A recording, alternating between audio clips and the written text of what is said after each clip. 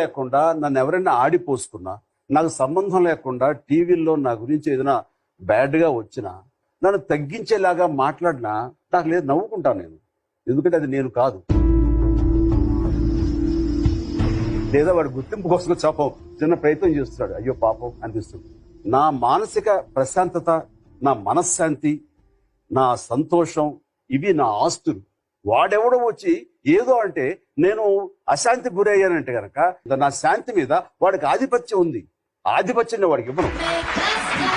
మీలాగా పైకి రావాలనుకునే వాళ్ళందరికీ ఒక డ్రీమ్ పెట్టుకుంటాం, బట్ ఆ డ్రీమ్ రీచ్ అయ్యే లోపే ఆ బాధలకి ఇంక నేను తట్టుకోలేను, I'm going to give up today అనే వాళ్ళకి మీరైనా మెసేజ్ చెప్పగలరా? ఒక నున్నటి ధ్వజస్తంభం ఉందండి, చాలా కప్పలు వాటిని మీద ఎగబాకాలని చూస్తున్నాయి. అక్కడ ఏం జరుగుతుందిరా అని అడిగాడు. కప్పలన్నీ స్తంభం ఎక్కుతున్నాయి, నున్నగా ఉన్న స్తంభం, పైగా దాని మీద ఆయిల్ పూసారంట, అవి ఎక్కుతున్నాయి.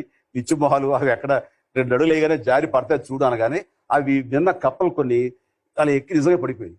ఒక కప్ప మాత్రం ఏమి పట్టించకుండా చక్క చక్క చక్క చక్క చక్క పైదాకా వెళ్ళిపోయి బెక్క బెక్కవారి కూసింది. కప్ప ఎలా ఎక్కిందంటే ఆ కప్పకి చెవుడు.